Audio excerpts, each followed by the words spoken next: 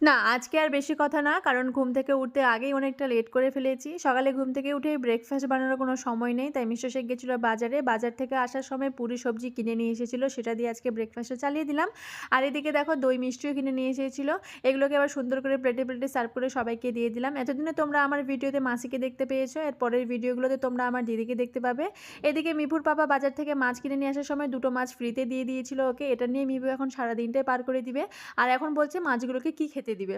তারপর চলে এসেছি কিচেনে, রান্না করছি মাছের ঝোল, সাথে করেছিলাম আরও একটা সবজি, সেগুলো আর ভিডিও করিনি। লাঞ্চ কমপ্লিট করে নিয়েছি, বসে পড়েছি লেবু খেতে। আর আমার যেন শীতকালে মনে হয় যে ভাত খাওয়ার পরে একটা লেবু না খেলে দিনটা কেমন যেন আনকমপ্লিট হয়।